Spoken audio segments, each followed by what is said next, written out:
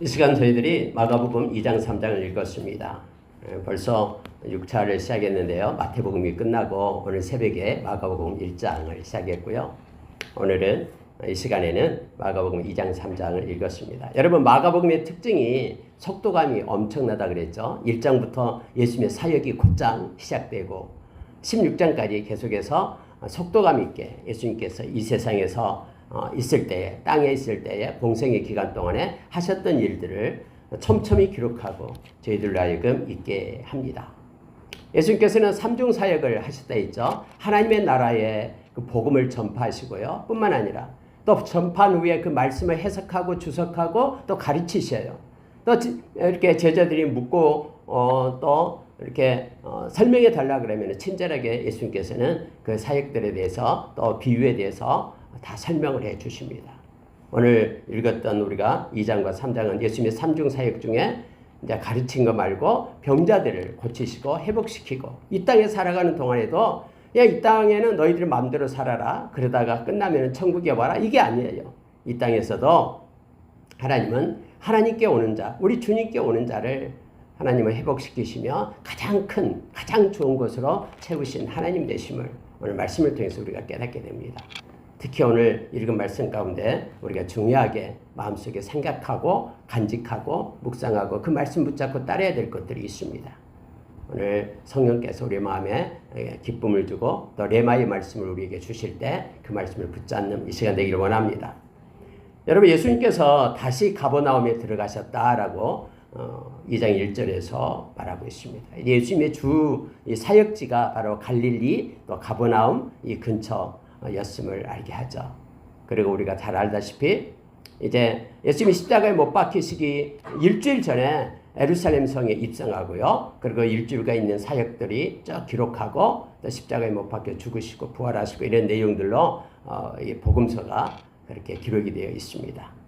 오늘 여러분 거기에 들어가서요. 2절 하반절을 보니까 예수께서 그들에게 도를 말씀하시더니 이렇게 되어 있죠. 이 도를 말씀하시다 할 때는요. 이 복음을 예수님이 전하신 것을 나타내는 말입니다.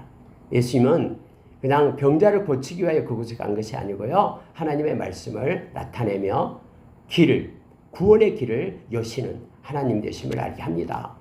그러고 나서 여러분 한 중풍병자를 만나게 되는데요. 예수님 말씀을 막 전하고 있는데 사람들이 막 이렇게 애워싸는 거예요. 너무나 많은 사람들이 몰려와요. 근데 한 중풍병자가 나타나요.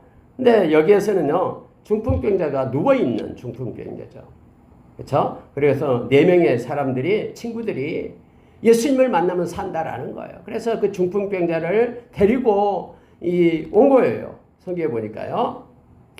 자, 성경에 이렇게 되어 있어요. 3절에 보니까 사람들이 한 중풍병자를 4사람에게 메워가지고 예수께로 올세. 근데 문제는 뭐냐면요.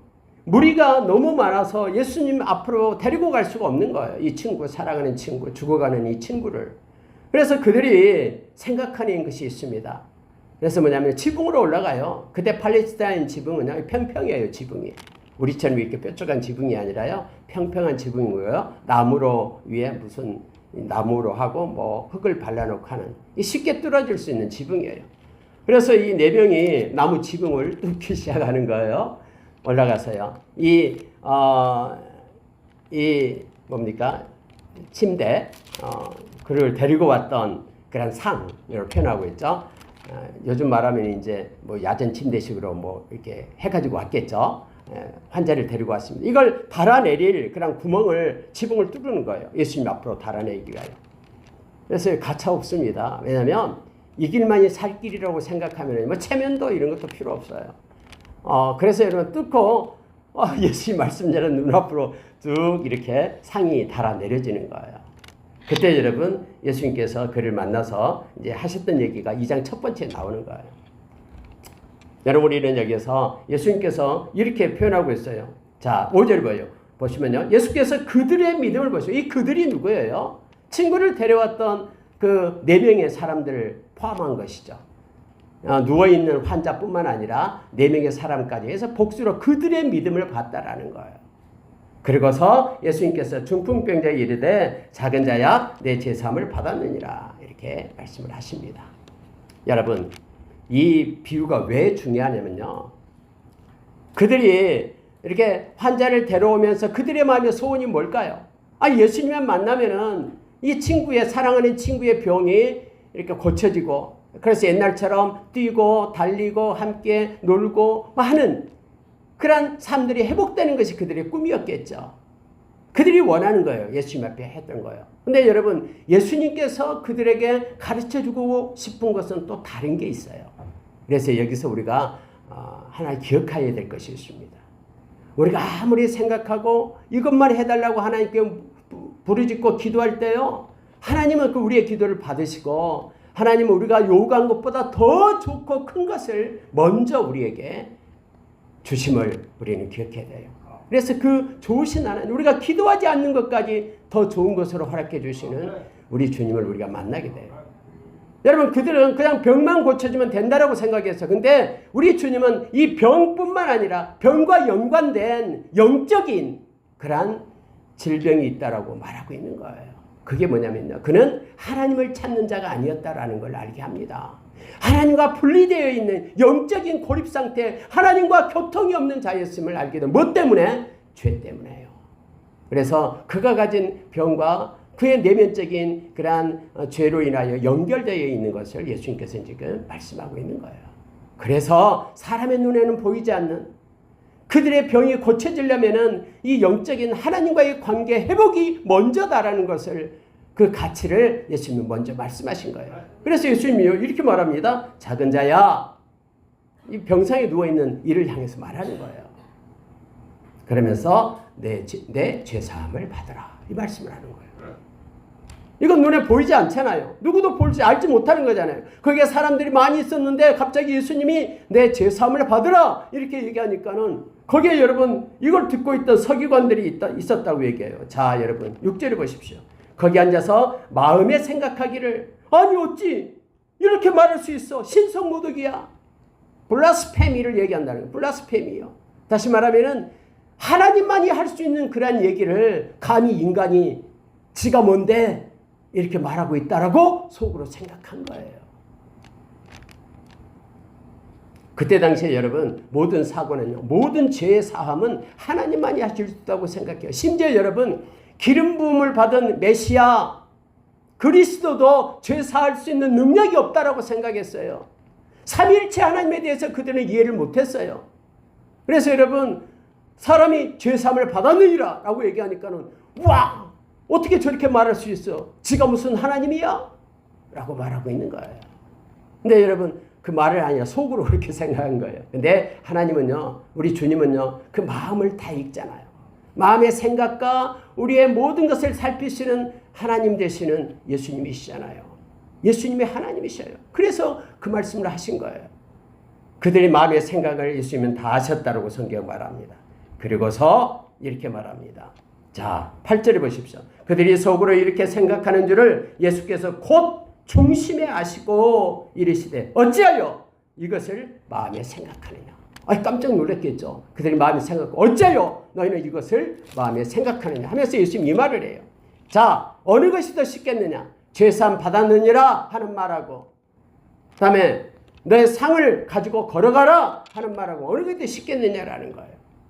내 죄사함 받았느니라는 말은 이면적인 거잖아요. 더 크고 더 엄청난 말이지만은 그것은 속에 감춰져 있는 거잖아요. 사람 앞에서는 말하기 쉬운 것이 내 죄사함 받았느니라 이 말하기가 더 쉽겠죠. 그 결과는 모르니까 사람들은. 근데 내 상을 들고 걸어가라, 어느 게 더 쉽겠느냐, 이 말씀을 하신 후에 왜 마음에 그런 생각을 하느냐라고 예수님께서는 꾸짖습니다. 그러면서요, 이 말씀을 하셔요. 이 놀라운 말씀을 하십니다. 그게 10절이에요. 보십시오. 그러나 인자가, 예수님이십니다, 땅에서 죄를 사하는 권세가 있는 줄을 너희로 알게 하려 하노라. 지금 내가 너희들에게 가르치고 싶은 것이 있다. 그게 뭐냐면은 인자가 죄를 사할 수 있는 권세가 있다라는 것을 알리고 싶다라는 거예요. 예수님이 이것 때문에 오셨거든요. 그래서 자기 목숨을 많은 사람의 대속물로 십자가의 주부로 인하여 모든 인류의 죄값을 지불하기 위하여 예수님이 오셨잖아요. 마가복음 10장 45절에서 그렇게 말하는 거예요. 그래서 여러분, 예수님이 십자가 지시기 전에요, 인자만이 모든 사람의 죄를 살 수 있는 권세가 있다라는 것을 미리 외치고 있는 것입니다. 이 말은요, 내가 하나님이다 라는 뜻이에요. 하나님만이 죄를 사할 수 있다라고 그들이 생각했잖아요. 내가 하나님이다라고 하나님 대신 예수 그리스도가 스스로 나타냅니다. 그러면서 예수님께서 11절에 내가 내게 이르노니 일어나 내 상을 가지고 집으로 가라. 이야, 예수님께서 내 상을 가지고 일어나서 내 상을 가지고 집으로 가라, 이 명령을 하는 거예요. 아니 여러분, 이 말씀이 떨어지자마자 그 상이 그를 데리고 왔는데 여기까지, 이제는 그가 상을 데리고 집으로 가는 거예요. 여러분, 예수님을 만나면요, 모든 삶의 반전이 일어납니다. 모든 죽었던 것들이 살아나고요, 새롭게 되고 변화되는 놀라운 역사가 일어나게 되는 거예요. 그러면서 예수님께서 이 시간에 이 비유를 통해서 우리에게 가르쳐 주는 것은, 눈에 나타나는 일어나고 병으로부터 치유되고 이 모든 것보다도 더 중요한 것이 있는데, 그것이 바로 죄사함이다라는 거예요. 죄사함. 그래서 여러분, 마가복음 1장 1절에서요, 그리스도의 복음의 시작이다라고, 복음이 시작된 거, 굿뉴스, 이 기쁜 소식이 알려진다라는 거, 그게 뭐예요? 죄사함이에요. 죄사함. 영원히 죽을 수밖에 없는 우리의 죄값 때문에 우리가 죽어야 되는 우리들에게 이제는 우리의 죄값 대신에 주님이 대신 죄값을 지불하고 우리가 영원한 생명을 얻고 죄사함 받았다는 이 놀라운 복음이 마가복음 1장 1절부터 이렇게 시작하면서 외치게 됨을 알게 합니다. 우리로 하여금 이면적인 것을 더 귀하게 여기는 그러한 모습을 가져라라고 예수님께서 지금 우리를 이 말씀을 통해서 가르치고 있는 것입니다. 물론 우리의 병, 힘들고 아픕니다. 이 땅에서 잠깐 살지만은 건강하게 살아야 되잖아요. 근데 우리의 병이 있고 힘들면요, 이것 때문에 너무너무나 삶의 질이 떨어지고요, 너무 힘들어요. 그럼에도 불구하고 그것보다 더 귀중한 것이 있는데, 우리 영혼의 구원이 가장 크고 소중하다라는 것을 예수님은 다시 우리에게 가르쳐 줍니다. 저와 여러분의 죄를 우리 주님께서는 당신의 생명으로 지불했다는 사실을 기억하십시오. 그리고 나서 우리의 모든 것들 주님께 기도하며 나갈 때 이 세상에 있는 것들도 주님께서 고쳐주시고 회복시켜 주셨음을 성경은 말해주고 있습니다. 그런데 하나님은 먼저 우리가 회개하고 주님께 나오기를 원하는 거예요. 하나님과 우리가 막힌 죄의 담을 헐기를 원하는 거예요. 그래서 예수의 보혈을 믿고 우리가 늘 기도할 때마다 먼저 회개 자리에 앉는 저와 여러분이 되기를 원합니다. 그렇게 될 때, 이렇게 해서 주님과 친밀해지고 주님과 연합될 때 우리에게 있는 모든 것들 가운데 가장 좋은 것으로 회복시키며 인도하시는 우리 주님이 계심을 우리가 깨닫기를 원합니다. 12절 보십시오. 그가 일어나 곧 상을 가지고 모든 사람 앞에서 나가거늘 그들이 다 놀라 하나님께 영광을 돌리며 이르되 우리가 이런 일을 도무지 보지 못하였다. 여러분, 이 4명의 친구들이 너무 멋있잖아요. 너무너무 멋있어요. 이 4명의 친구들 때문에 이 중풍병자의 친구는 나음을 입고 뿐만 아니라 영적인 내면적인 치유도 그가 받고 일어섰음을 알게 합니다. 여러분, 우리가 선한 일을 할 때요, 늘 가로막는 것들이 있어요. 우리를 좌절시키고 힘들게 하는 것들이 있습니다. 뭔가 도움을 주고 선한 일을 하려고 하면은 우리를 힘들게 하고 지치게 하는 벽들이 있어요. 이들도 여러분, 이 친구를 데리고 막 땀 흘리면서 왔는데, 팔레스타인지에 얼마나 덥습니까? 왔는데 사람들이 꽉 막혀가지고 도무지 데리고 갈 수가 없어요. 그럴 때 그들은 포기하지 않습니다. 그들은 어떻게 하면 내 친구를 살릴까? 그래서 하나님이 주는 지혜를 가지고 지붕으로 올라가서 지붕을 뜯어내는 수고를 하면서 이 친구를 달아내렸어요. 갈라디아서 6장 9절에서 성경 우리에게 말합니다. 선을 행하되 낙심하지 마라. 포기하지 아니하면 때가 이름에 거둔다라고 말합니다. 빌립보서 1장에서도 너희 안에 선한 일을 행하신 이가 반드시 이루신다라고 말합니다. 데살로니가전서 5장 24절에도 우리를 부르시는 이는 믿으시니 그가 또한 이루시리라고 말합니다. 여러분, 믿음의 길을 가다가 힘들면은 포기해서는 안 됩니다. 그 자리에 주저앉아 하나님의 이름을 불러보십시오. 야고보서 1장 5절에서는 누구든지 지혜가 부족하거든 모든 사람에게 후히 주시고 꾸짖지 아니하시는 하나님께 구하라. 그리하면 주시리라. 여러분이 삶에 지혜가 필요할 때 하나님께 먼저 구해보십시오. 여러분의 짧은 지혜와 지식으로 그걸 해결하려 하지 말고 먼저 하나님 앞에 엎드려 지혜를 구하십시오. 그러면 하나님께서는 여러분의 마음을 통해서 뿐만 아니라 환경과 상황을 통해서 여러분을 이끌고 인도하실 것입니다. 이 친구들이 포기하지 않고 친구를 살리기 위하여 지붕으로 올라갔고 그 결과가 상의 글을 끌고 왔지만 이제는 그가 상을 끌고 집으로 돌아가는 놀라운 반전의 은혜를 잊게 되었음을 성경은 기록해 두고 있습니다. 여러분, 예수님께서 길을 가다가 보니까 레이가 세간에 앉아있는 걸 보고 나를 따르라 라고 부릅니다. 레이는 세리를 얘기합니다. 사람들이 손가락질하고 이 나쁜 놈, 도둑놈 하면서 세리를 막 사람 취급도 안 했죠. 왜냐하면 돈을 많이 걷어가지고 자기 포켓에 집어넣고 일부를 갖다 로마의 그 가이오에게 새로 바치고요. 가이사에게 새로 바치고요. 나머지는 자기가 막 살만 찌는 거예요. 부자가 되는 거예요. 근데 레이가 세간에 앉아있는데 사람도 거들떠 보지도 않는데 예수님이 마태요, 이 레이가 바로 레이 마태예요. 나를 따르라 하니까 여러분, 마태가 너무 좋아서 그 전에 돈그릇도 다 엎어버리고 예수님을 쫓는 거예요.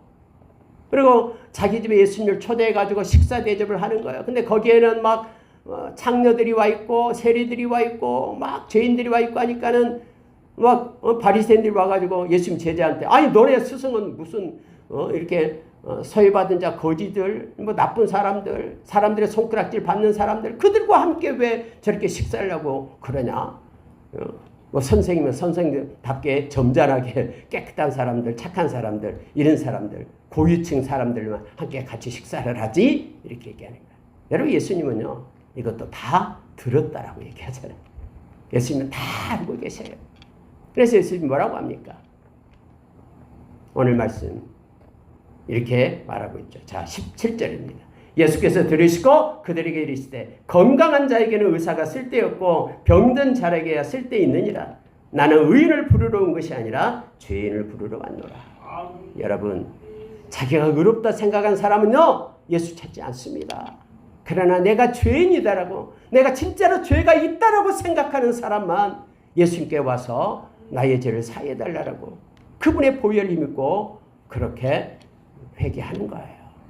수고하고 무거운 짐진 자들아 다 내게로 오라. 내가 너희를 쉬게 하리라. 나는 마음이 오냐고 겸손하니 내 멍에를 메고 내게 배우라. 주님께서 수고하고 무거운 짐진 자들아 오라 했습니다. 그래서 여러분, 힘들고 무거운 짐진 자가 주님을 찾는 거예요. 그러나 무거운 짐이 없는 사람들은 주님 찾지 않습니다. 심령이 가난한 자가 복이 있다라고 얘기합니다. 그가 하나님을 찾기 때문에, 주님을 찾기 때문에 구원받고 천국이 저들의 것이다라고 주님이 말씀합니다. 죄가 없다라고 여기는 사람은 절대 주님을 찾지 않고요. 근데 세상에는 죄 없는 사람이 아무도 없다라고 성경이 말하고 있잖아요. 거짓말 한마디, 이것도 죄예요. 죄의 싹은 사망이에요. 우리는 아무 일도 안 해도요 원래부터 죄를 짓고 태어난 사르크스, 죄성을 가진 인간임을 성경 말합니다. 그래서 이미 남에서부터 우리는 심판받은 자예요. 그런데 우리가 예수의 이름으로 우리가 세례를 받고 예수님을 영접할 때 우리는 성령으로 거듭나 다시 태어나서 우리가 생명을 얻게 된 겁니다.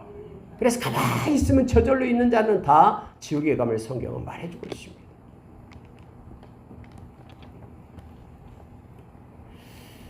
금식을 하고 있습니다. 그때 당시 금식을 많이 했어요. 그러면서요, 나 금식 몇 번 했다 이렇게 자랑하고 다녀요.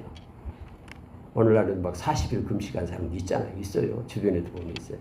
저는 못했습니다만. 그때 당시 여러분요, 이 바리새인들도 금식을 했고요. 일주일에 한 번씩도 하고 두 끼도 하고 막 그랬어요. 또 요한의 제자들도 금식을 막 했어요. 근데 예수님의 제자들이 금식을 안 하거든요. 그래서 예수님께서 질문을, 예수님, 아니 왜 당신의 제자들은 금식을 안 합니까?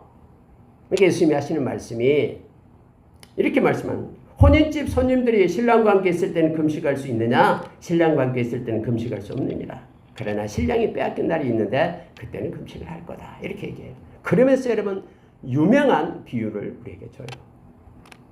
그 비유가 뭐냐? 하면은 새술은 새 부대에 담아야 된다. 이 말씀을 하는 거예요. 여러분, 예수님의 오심으로 인하여 이 땅에 새 언약 백성이 세워집니다. 천국이 도래합니다. 새 언약 백성은 옛날 그렇게 그들이 취해왔던 그러한 관습, 인간의 유전에 의해서 담겨질 수가 없어요.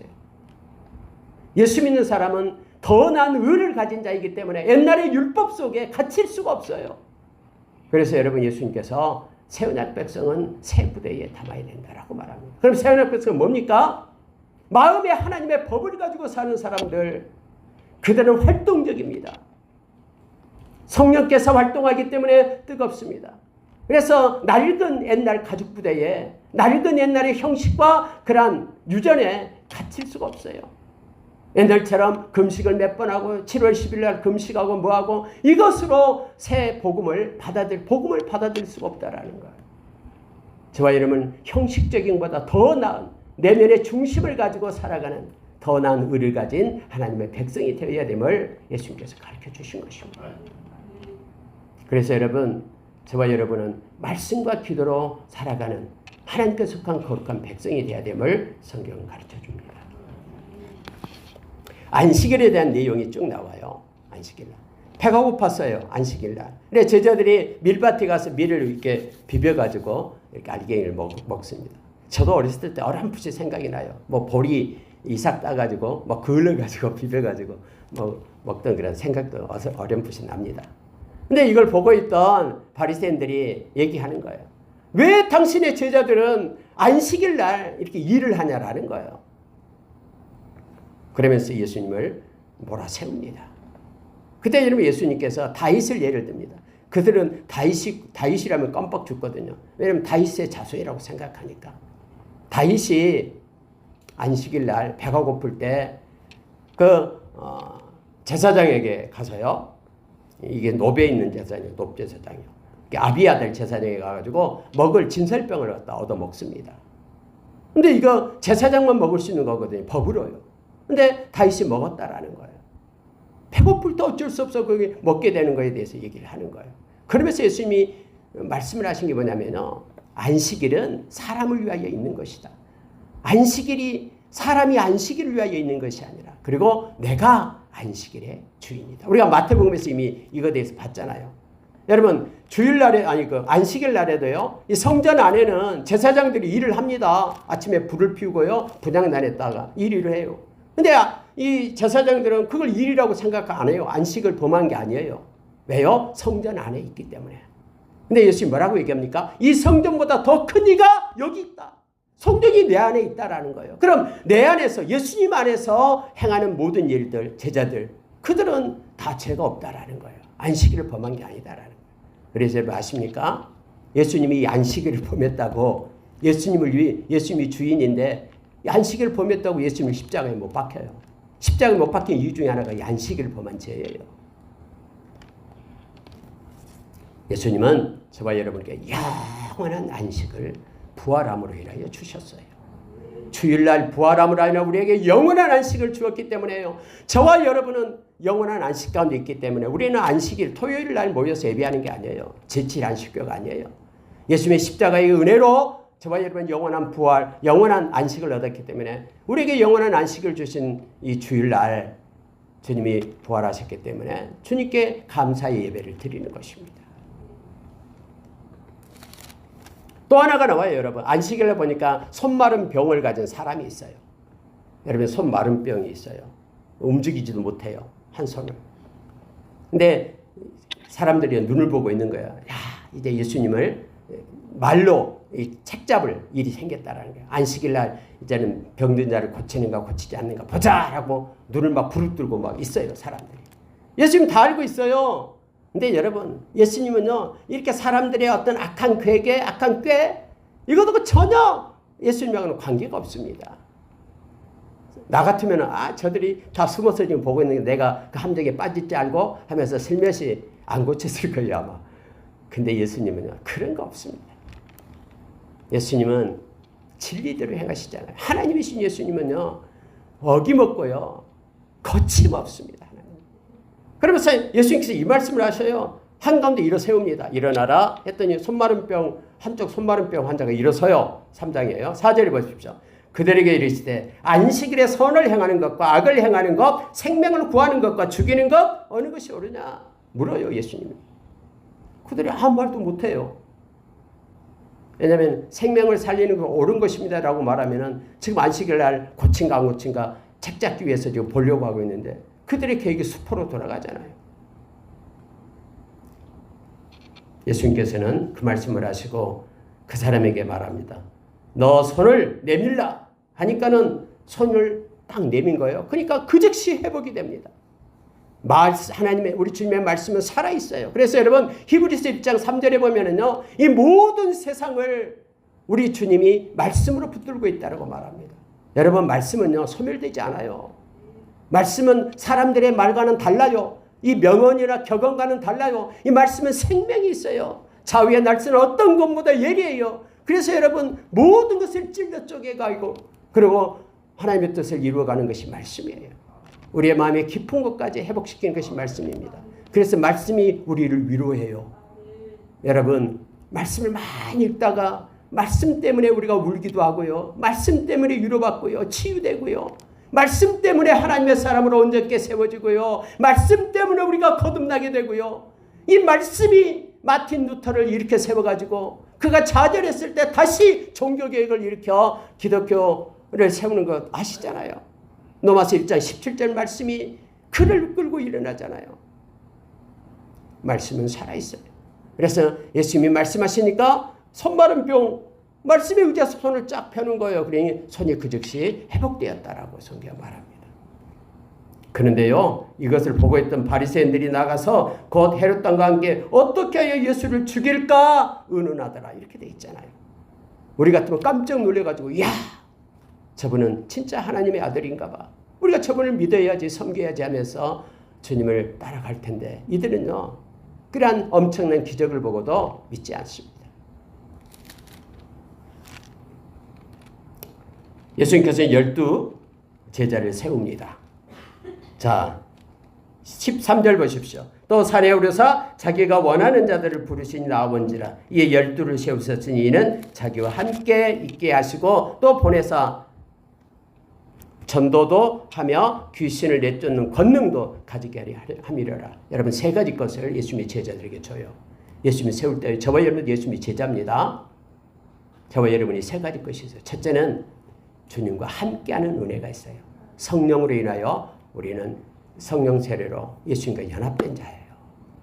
그래서 예수님의 고난과 연합되고 예수님의 부활과 연합되고 그래서 예수님과 함께 영원한 하나님의 나라가 약속된 자가 저와 여러분이에요. 예수님이 우리를 떠나지 않아요. 그의 영은 구원의 날까지 우리와 함께해요.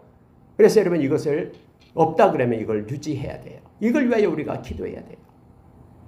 예수님이 제자를 세우신 이유가 함께하기 위하여. 임마누엘 함께하기 위하여. 여러분 우리가 데살로니가전서 5장 10절에 보면 이렇게 얘기하잖아요. 예수님께서 십자가에 못 박히신 이유가 우리가 이 세상에 살아있으나 우리가 죽어서 다음에 천국 가나 우리와 함께하기 위하여 예수님이 십자가에서 당신의 생명을 놓았다라고 얘기하잖아요. 저와 여러분이 직장에 가서도 낮에도 밤에도 주님과 동행하는 자임을 기억하기로 합니다. 이게 우리의 아이덴티티예요. 우리의 정체성이에요. 예수와 함께. 두 번째는 여러분 우리가 제자가 되는 거고 제자를 삼는 거예요. 생명의 통로가 되는 거예요.